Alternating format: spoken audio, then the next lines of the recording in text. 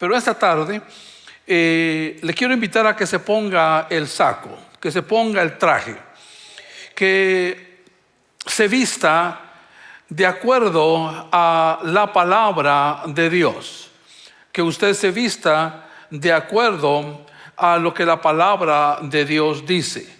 Y quiero que usted abra su Biblia en capítulo 6 del libro de Efesios. Vamos a leer y vamos a meditar sobre algunos textos que están en ese contexto. Yo he estado acompañando muy de cerca la guerra en el Medio Oriente por varias razones. Una, porque me importa mucho lo que nuestro gobierno esté haciendo, y oro por el ejército de los Estados Unidos que está batallando en estos momentos una lucha férrea. Pero también oro, o también estoy interesado en el conflicto en el Medio Oriente, porque sinceramente nunca sabemos cómo los acontecimientos actuales pueden estar conectados con el regreso de Cristo.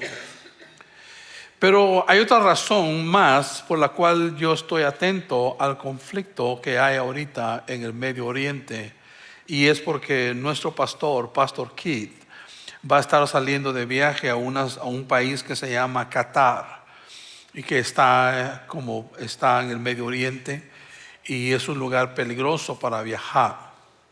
Pero observando lo que está ocurriendo en la guerra, me ha llamado la atención que hay un sistema de defensa israelí que se llama cúpula de hierro, que básicamente lo que esto hace es que cuando se disparan cohetes hacia Israel, este escudo, esa cúpula de hierro, tiene la habilidad de detectar los misiles desde donde hayan sido disparados y los intercepta a través de otro cohete o de un rayo láser. Me ha llamado la atención porque ese sistema de defensa permite que la comunidad israelí o los enemigos de Irán, que son muchos, se vean protegidos por causa de un sistema que ve y sabe que hay una guerra ocurriendo, pero que la población no tiene que sufrirla necesariamente. Hablando de guerra, el tema de esta tarde es al respecto de la guerra espiritual. Es al respecto de lo que debemos aprender al respecto de lo que la Biblia dice de la guerra espiritual que cada uno de ustedes y yo libramos todos los días. Ya sea que estemos conscientes de eso o no, hay una guerra espiritual ocurriendo. En este asunto sobre la guerra espiritual hay dos extremos. Uno que se puso de este lado, que es que todo es demonios. Cualquier cosita es un demonio. Y el otro extremo, que es más peligroso, es el extremo de la ignorancia intencional de que no hay guerra espiritual, que todo es pragmático, todo es objetivo, pero existe la posición bíblica que nos va a enseñar esta tarde de que sí existe una guerra espiritual en la que cada uno de nosotros batallamos, conscientes o no. Nosotros sabemos que somos participantes de una guerra espiritual que desea nuestra destrucción, que desea que nos apartemos del Señor, que caminemos bajo maldiciones, que sigamos patrones de conducta que no glorifican a Dios y que al contrario nos alejan de Él. Entonces abra su Biblia en Efesios capítulo 16, versículos 10 a 12.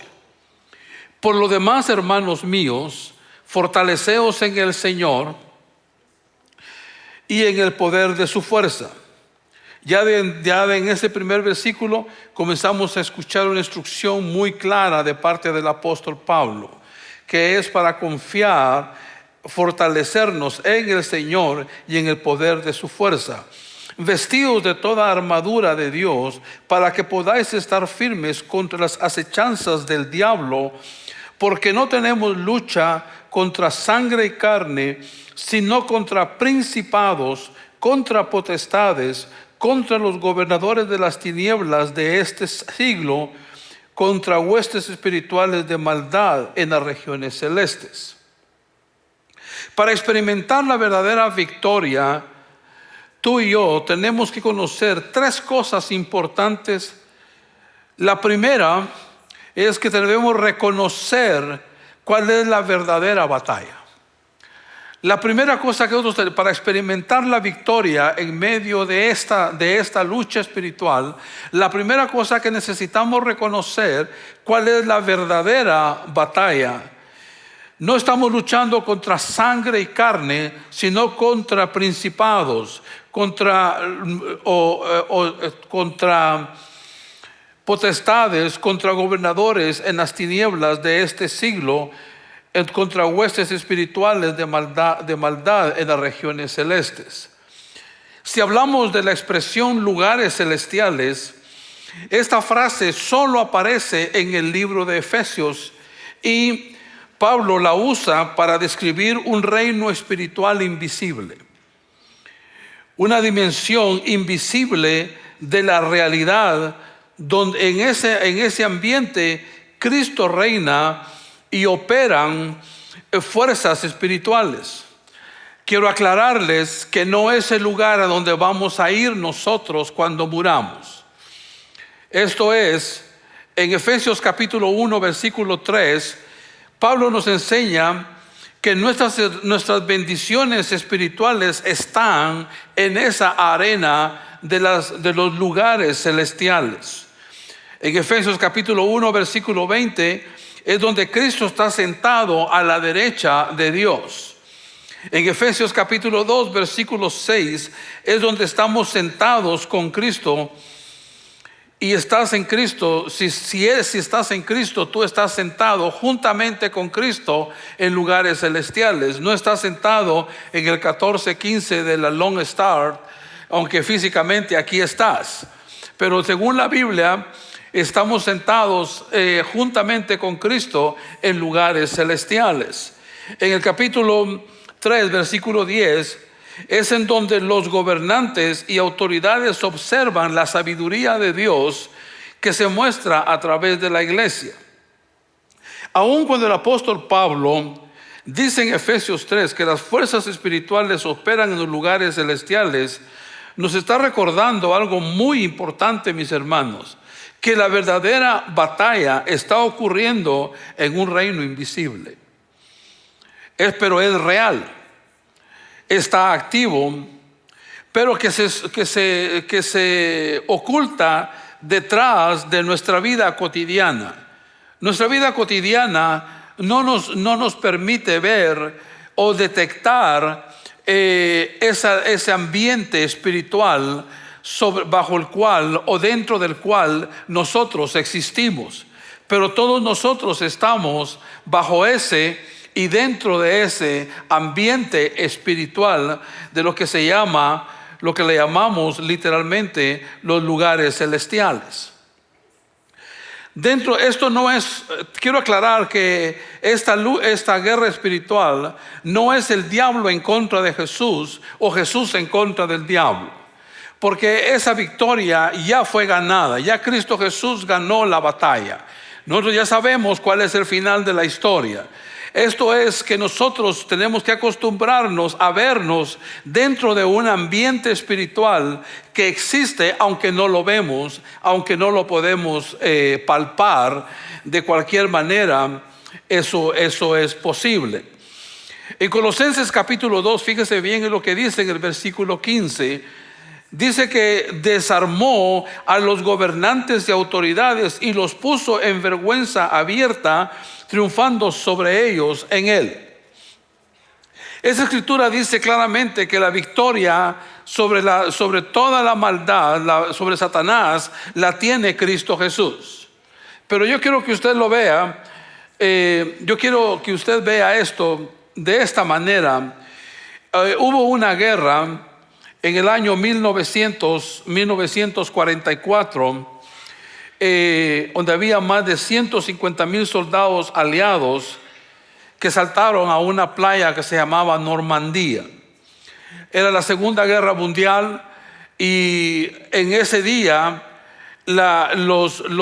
esos soldados tuvieron la oportunidad de ganar la guerra, pero todavía después de esa declaración de victoria todavía hubo otras batallas, todavía hubo otras guerras. Lo que quiero decir con esta ilustración es de que la batalla más importante ya la ganó Cristo Jesús.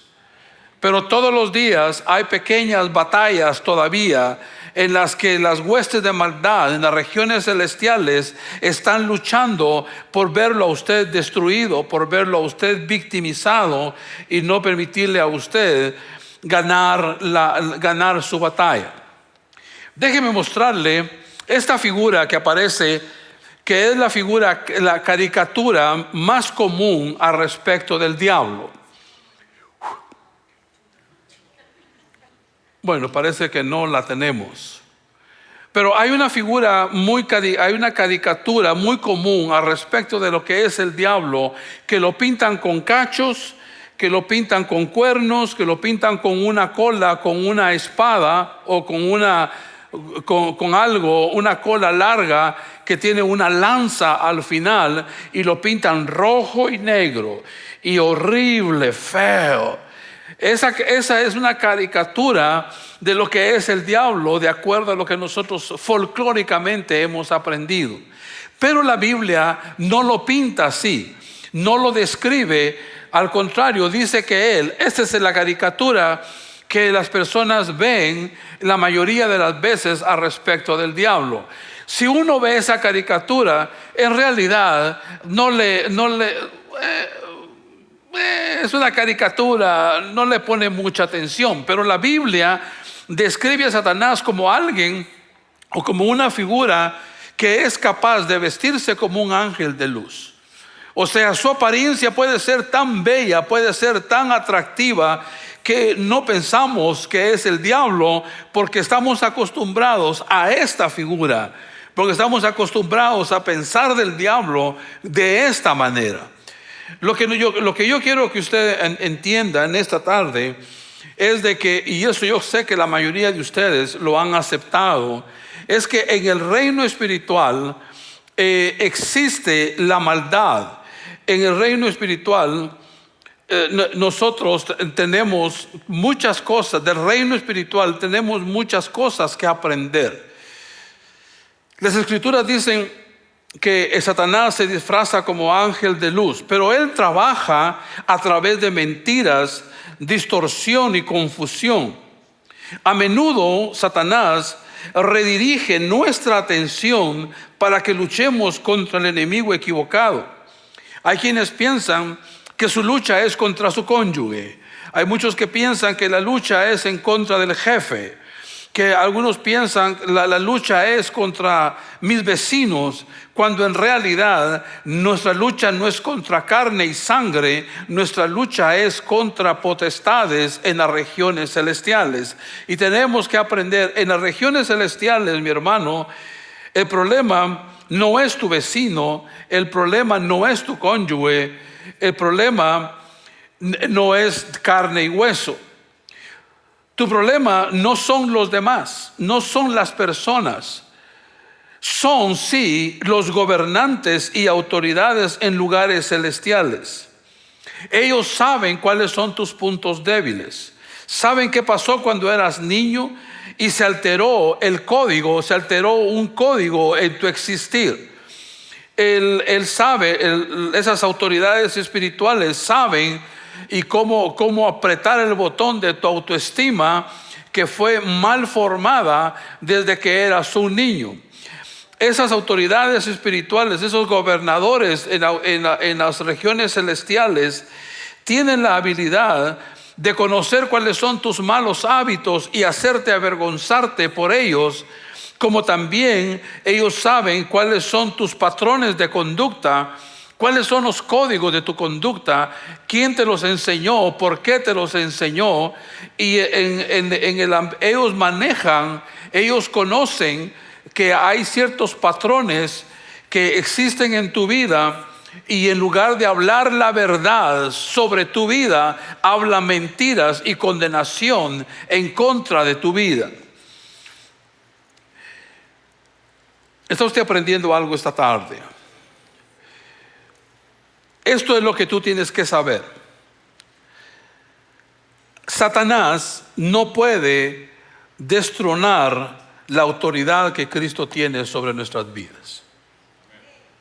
¿Está usted conmigo? Eso es algo que tú tienes que creer en esta tarde. Que aunque existen gobernadores en las regiones celestiales y que hay maldad a través de ellos, ninguno de ellos tiene el poder para destronar la autoridad que Cristo Jesús ejerce sobre nuestras vidas. Yo quiero que usted atesore eso en su corazón en esta tarde. Pero sí puede explotar nuestras debilidades. De ahí que tenemos que tener mucho cuidado de no jugar con el pecado. Tenemos que tener mucho cuidado de no exponernos a ceremonias que, por ejemplo, en nuestra cultura hay mucha brujería, hay mucha hechicería bajo el folclore de tradiciones culturales. Por ejemplo, no sé si usted ha oído de esto, pero hay niños que son dedicados a entidades espirituales bajo el nombre de la santa no sé qué, bajo la identidad de algún tipo de idolatría. O sea, hay muchas personas que tienen su nombre conectado directamente a la idolatría.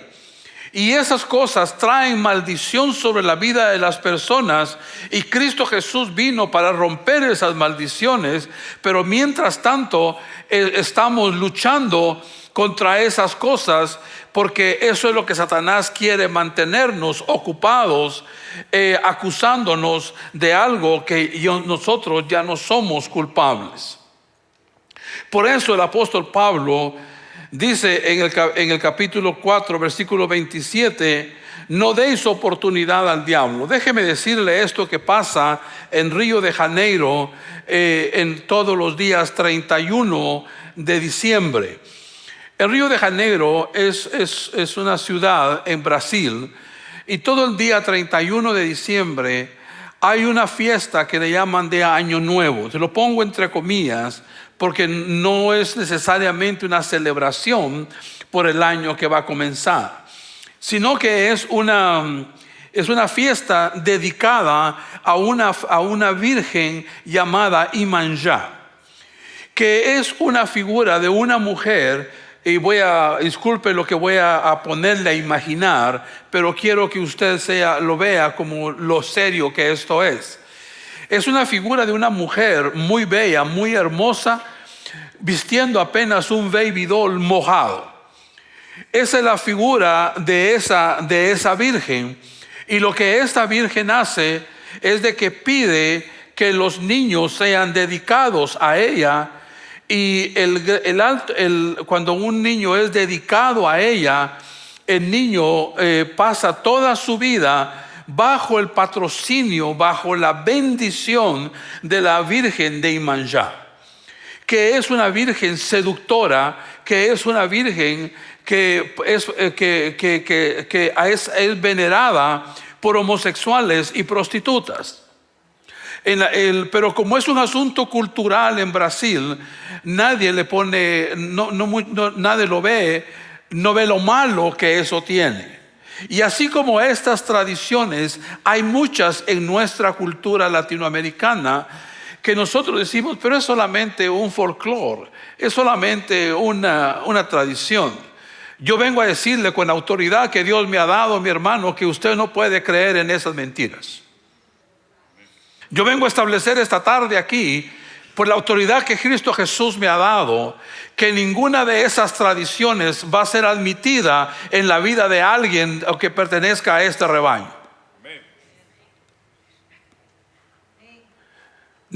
Porque la Biblia dice: no deis oportunidad al diablo.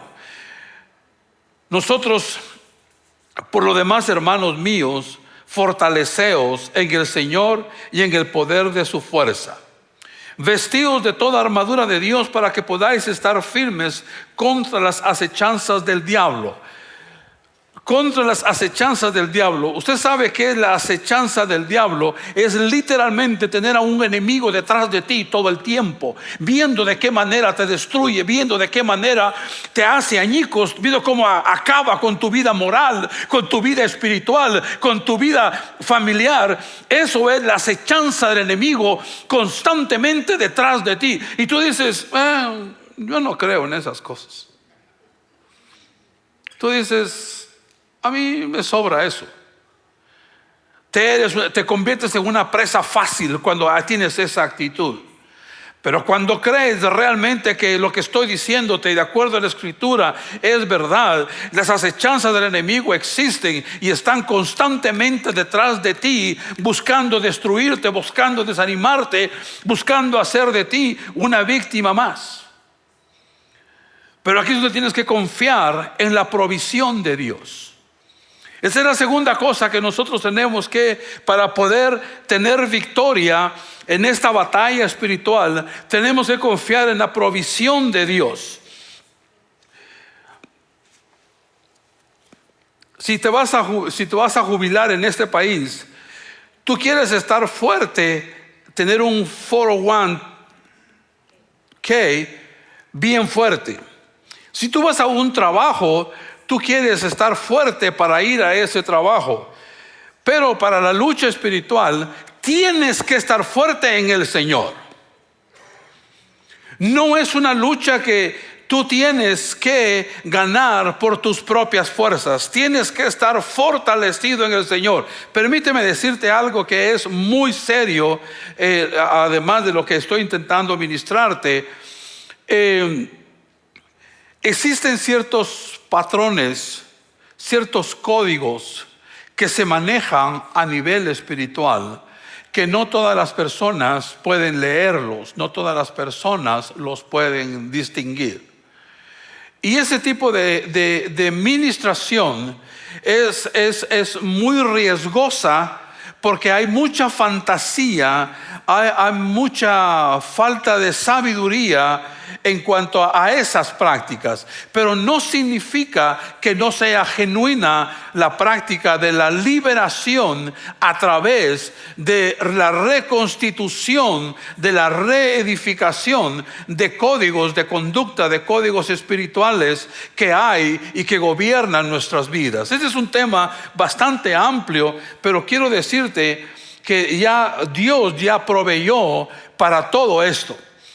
Proveyó a través del sacrificio de Cristo Jesús en la cruz del Calvario. Él proveyó suficiente autoridad en hombres y mujeres ungidos por el Espíritu Santo, que son capaces de liberar al cautivo por la oración de fe que viene del hombre justo, aquel hombre que teme y ama al Señor con todo su corazón. Dios ha provisto, mis hermanos, a través de la lectura de este bendito libro. Dios ha provisto liberación a través de conocer la verdad, porque la Biblia dice: conoceréis la verdad y la verdad os hará ¿qué? Os hará libres.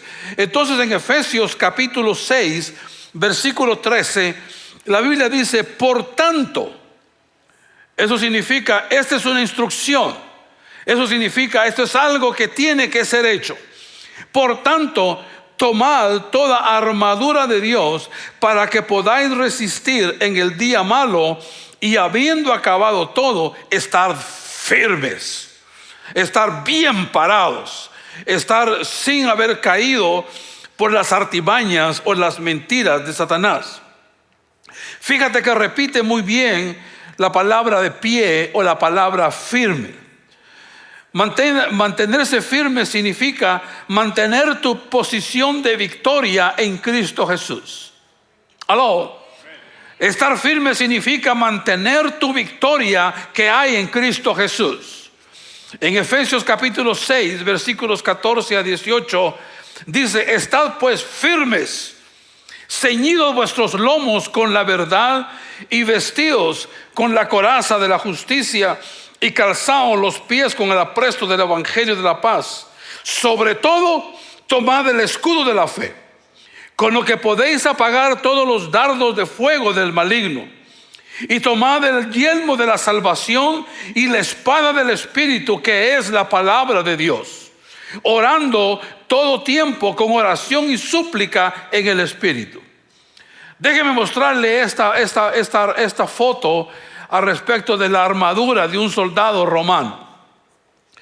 Lo que usted puede ver ahí en esta foto, usted puede ver todas las piezas que yo voy a ir mencionándole, porque la Biblia las menciona. La primero es el cinturón de la verdad. Tenemos que ceñirnos el cinturón de la verdad. El cinturón de la verdad mantiene todo en su lugar. Yo no soy muy afortunado, ¿verdad? Yo necesito un cincho, una faja, un cinturón para que mis pantalones no se me caigan, ¿verdad? Hay personas que lo necesitan porque son más afortunados. Pero hay personas como yo que sabemos la importancia que tiene el cinturón. Y en la armadura de Dios, el cinturón de la verdad es muy, pero muy importante. Déjame leerle desde mis notas. Sin la verdad, todo se viene abajo. Si no hay verdad en nuestras vidas, todo se viene abajo. Pablo habla de la verdad del Evangelio, la verdad sobre quién es Dios y quién somos en Cristo Jesús. Ese es el contenido del cinturón de la verdad. ¿Quién es Dios y quién somos nosotros en Cristo Jesús? No es que la caricatura de Dios y cuál es la caricatura nuestra, sino la verdad descrita a través de las páginas de este libro. ¿Quién dice la Biblia? ¿Quién es Dios? ¿Quién dice la Biblia que eres tú en Cristo Jesús? El arma principal de Satanás es el engaño. Es con lo que él juega. Él distorsiona la verdad, el pecado y nuestra identidad.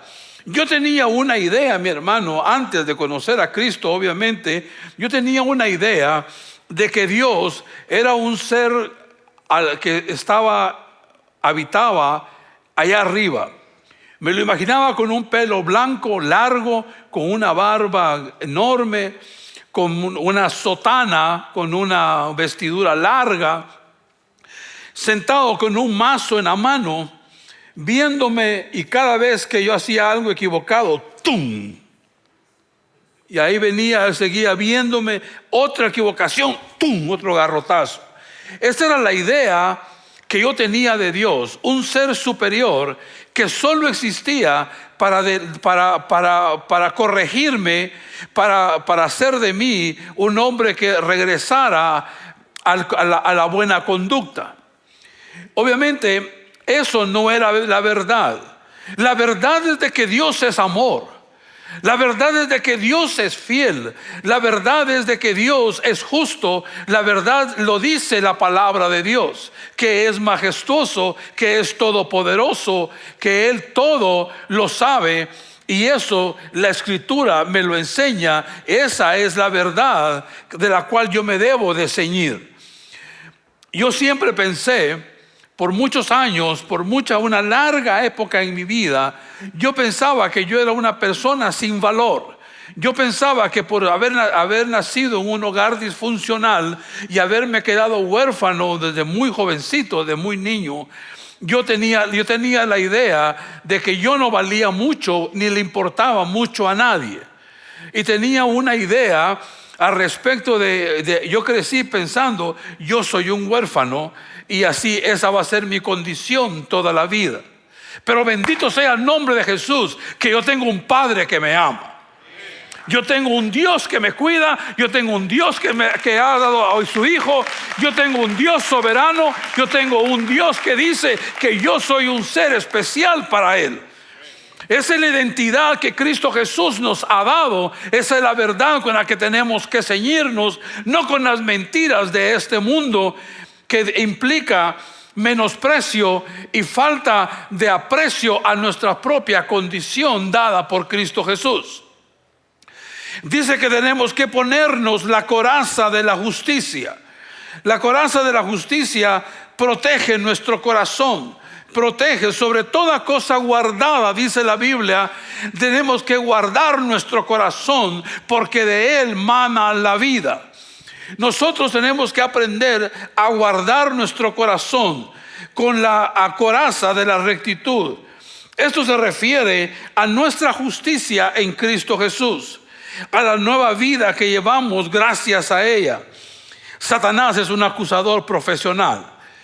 Satanás quiere que tú no vivas en la justicia o en la rectitud de Dios, y quiere hacerte pensar que está bien pecar.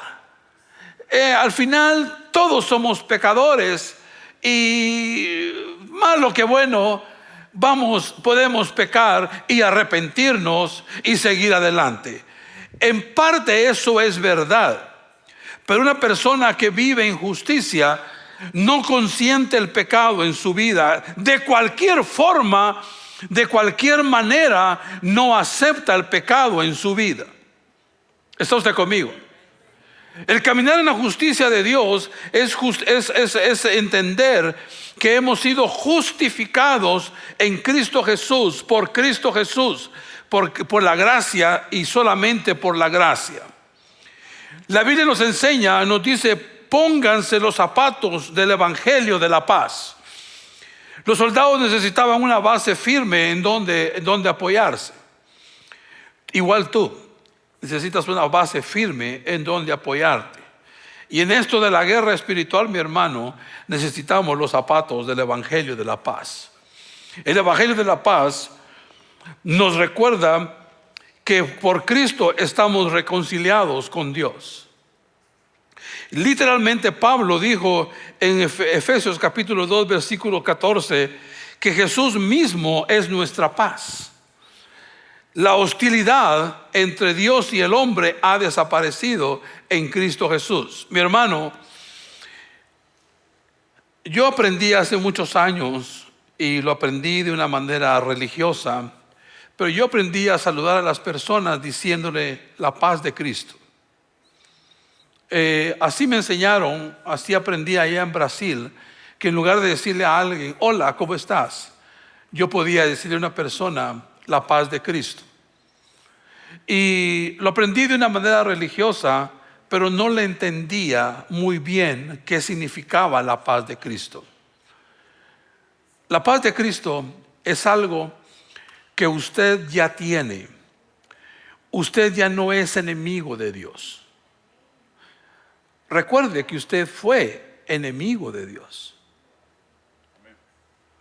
Y que ahora en Cristo Jesús usted es llamado amigo, es llamado hijo, es llamado hija de Dios.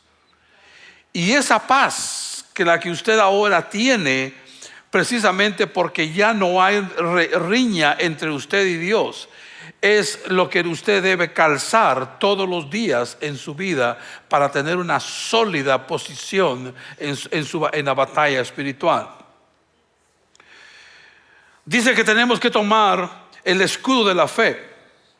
El escudo para los romanos era lo suficientemente grande para cubrir todo el cuerpo y apagar las flechas inflamadas. En la parte de enfrente del escudo había una capa de una especie de cuero que lo que hacía cuando les llegaba fuego, absorbía y apagaba el fuego. Literalmente, mi hermano, Satanás tiene la habilidad de tirarte porciones de fuego para ver qué tanto y cómo vienen esas a través de mentiras, a través de acusaciones, a través de expresiones verbales de personas alrededor nuestro. Muchas veces, mi hermano, la Biblia dice claramente que hay poder en el hablar. Hay poder de vida y muerte. Hay poder de vida y muerte en el hablar. Y a veces las personas no miden sus palabras y tiran fuego por ellas. Tenemos que tener cuidado porque Santiago, el capítulo 3, nos enseña a que la lengua es un órgano muy pequeño, pero que se jacta de grandes cosas. Y con una cosita, apenas un lenguazo puede encender un gran incendio. El daño que se puede causar. Por eso nosotros tenemos que tener mucho cuidado con lo que decimos y con lo que permitimos que nuestros oídos escuchen, porque la Biblia dice que la fe viene por el oír y oír la palabra de Dios. El tomar el escudo de la fe es como todas las otras porciones de la composición de la armadura de Dios, es algo que usted debe de practicar. Dice que debes de vestir el casco de la salvación. El casco de la salvación protege tu mente. Tu responsabilidad, como la mía, es proteger nuestra mente. Muchas de nuestras batallas comienzan aquí en nuestra mente. Usted no tiene idea, mi hermano, las horas que a mí que ese es el área en la que yo más lucho, es con mi cabeza. A veces yo digo, ya quiero descansar, ya quiero desconectarme, ya quiero dejar de imaginarme, ya quiero pero ahí estoy batallando. Y no es de que no debemos pensar, es que tenemos que aprender a pensar correctamente. El poner el casco de la salvación es proteger nuestra mente. Aquí viene algo que es muy importante que te preguntes: ¿qué estoy escuchando? ¿Qué estoy viendo? ¿A qué le estoy prestando atención? Porque lo que estás escuchando, lo que estás viendo, está ocupando tu mente. Si enciendes tu televisión y comienzas a escuchar solo cosas negativas, cosas que no edifican, créeme, mi hermano, estás comprometiendo tu fe. Y vas a sufrir y vas a tener que lidiar con las consecuencias de eso. Dice que debemos tomar la espada del Espíritu. La única arma que Pablo menciona es la palabra inspirada por Dios. Es esto.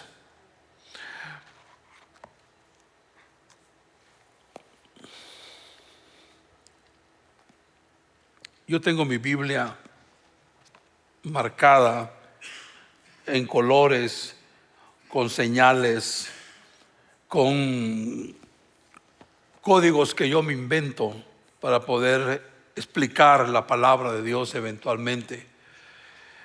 Pero una de las cosas que yo quiero decirte esta tarde es: qué lindo es estar enamorado de la palabra de Dios. Qué lindo es poder decir: tengo placer en leer la palabra de Dios. No veas la lectura de la palabra de Dios como algo obligatorio. No lo veas como algo que tienes que hacer porque ahora eres evangélico. Debes leer la palabra de Dios porque así vas a conocer a Dios. Porque así es como vas a saber qué es lo que Dios dice al respecto de tu identidad. ¿Quién dice Dios que tú eres y para qué cosas fuiste creado? La palabra del Espíritu Santo, el buen ejemplo de esto aparece en Lucas capítulo 2, cuando Jesús va al desierto y es tentado. Y cuando él respondía, cualquier provocación de Satanás, que era el que lo estaba tentando, no dijo: déjame orar, déjame preguntarle al pastor a ver qué piensa. Jesús inmediatamente respondió diciendo: escrito está. escrito está. Escrito está. Cuando venga Satanás en contra de ti, la mejor manera de defenderte es diciendo, escrito está. Pero que sepas en dónde está escrito. Si no, vas a aprender a decir escrito está como una muleta, como algo religioso, como cuando yo decía la paz de Cristo. Tienes que aprender que es lo que la palabra de Dios dice. Enamórate de la palabra de Dios. Les doy una recomendación. Lea Salmo 119. Cuando tenga tiempo, es un salmo largo. Tiene más de 150 versículos. Es un salmo largo. Pero hay trechos en ese salmo que hablan de la intención, del resultado, del buen resultado que hay cuando uno decide amar la palabra de Dios. Dice, entre otras cosas, dice que es lumbrera nuestro camino, que es lámpara a nuestros pies. Dice muchas cosas al respecto de la belleza que hay en conocer la palabra de Dios, porque es la espada del Espíritu. Pero hay algo más que el apóstol dice en el versículo 18 de Efesios capítulo 6. Orando todo el tiempo con toda oración y súplica en el Espíritu. Orando en todo momento en el Espíritu con toda oración y súplica.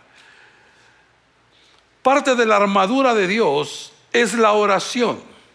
La oración, mi hermano, Pablo no está diciendo que oremos cada segundo del día, pero sí está describiendo una postura continua de nuestra dependencia de Dios.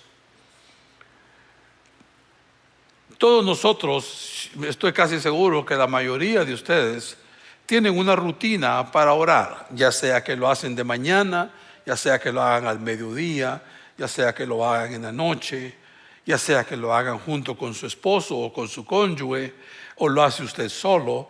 Yo sé que cada uno de ustedes tiene una manera, una forma de orar y de comunicarse a Dios.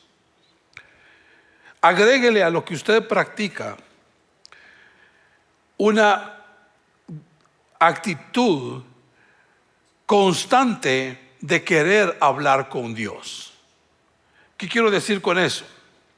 Que en cualquier momento usted pueda conectarse con Dios. Que no espere para mañana para orar lo que puede orar en este momento. Que usted puede decir, paremos, vamos a orar. O detenerse y decir, Señor, te pongo en tus manos esta situación. Porque la oración fervorosa, mi hermano, la oración con súplica es muy poderosa y es necesaria en nuestras vidas. En Efesios capítulo 6, versículos 18 al 20, la Biblia dice, y velando en ello con toda perseverancia y súplica por todos los santos y por mí. Déjeme aprovechar esta línea que dice, y por mí. Yo le recomiendo que imite lo que Pablo dice. Pídale a alguien que ore por usted. Invite a alguien a que sea su compañero de oración por usted. No hay nada de malo. El apóstol Pablo dice, hermanos, oren con oración y súplica, pero también oren por mí. No hay nada de malo en tener amigos que oran específicamente por nosotros. Y muchas personas dicen, bueno, cada quien tiene sus negocios, cada quien tiene su vida, que oren ellos por sus propias cosas. ¿Sabe una de las cosas que a mí me sostienen como pastor de esta iglesia? Es la oración de muchos de ustedes. Les digo honestamente, no hay grupo fraterno en mi casa que cuando una familia que no voy a nombrar le pedimos que ore, siempre levanta una oración por mí. Y eso a mí me bendice mucho.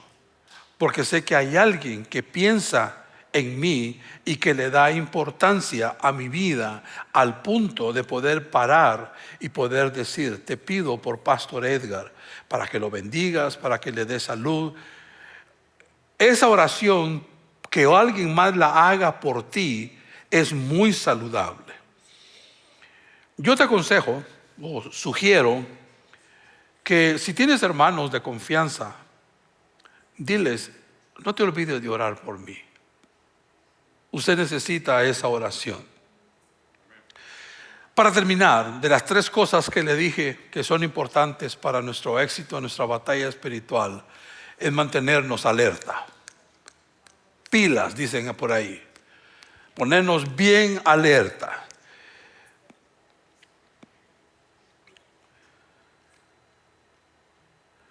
¿Sabe qué significa mantenerse alerta? Mantenerse despierto. Mantenerse, estar atento, a usar su discernimiento, a usar su sabiduría, a usar lo que 1 Corintios capítulo 12 pone como una lista de dones espirituales, entre ellos el discernimiento.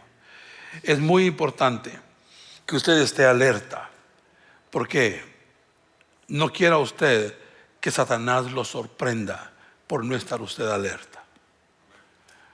Una de las cosas que a mí me bendice mucho cuando yo oigo personas que hablan sobre la guerra espiritual, es que son personas que son bien vivas, son bien alertas, son personas que no están por ahí simplemente vagando, sino son personas que están en una postura. Literalmente, si esta postura le ilustra lo que quiero decir, la hago con mucho gusto. Alerta, alerta, alerta. Que no te tomen, que el enemigo de tu alma no te tome distraído, sino que cuando vengan las acechanzas del diablo, tú puedas decir: estoy alerta, estoy firme, estoy parado sobre la roca que es Cristo Jesús. Hay 3 cosas que el apóstol Pablo entonces nos recomienda, que son buenas para nuestra vida cristiana.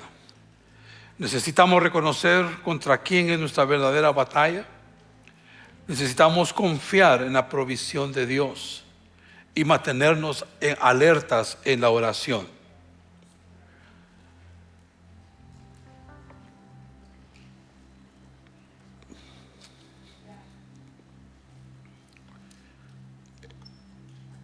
En los próximos días,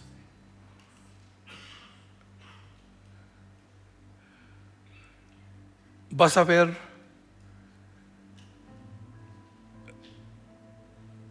vas a estar más sensible a tu ambiente, a tu ámbito espiritual. A partir de hoy, sabiendo lo que la Biblia te informa, sabes que hay un ambiente espiritual al cual tú perteneces, en el cual tú estás, y que estando allí no estás solo. Ahí reina Jesús. Es verdad que en ese ambiente espiritual hay ángeles. Es verdad que en ese ambiente espiritual hay demonios. Es verdad que ahí hay maldad. Pero también es verdad que Cristo Jesús reina en ese lugar.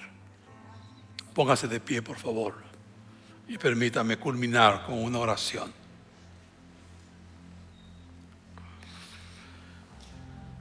Señor, no somos un ejército de cobardes. Señor, no somos un ejército de personas amedrentadas, intimidadas. Somos un ejército valiente, Señor, porque nuestro general en jefe eres tú, Jesús.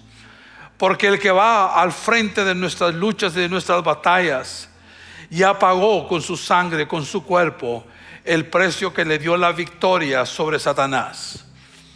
Padre, nosotros tenemos una lucha que no es contra carne y sangre, sino contra potestades, contra legisladores en las esferas celestiales de maldad. Pero creemos, Dios, que estando alertas y creyendo, Señor, en los recursos que tú ya nos has dado, somos más que victoriosos en Cristo Jesús. Denle un fuerte aplauso a Jesús.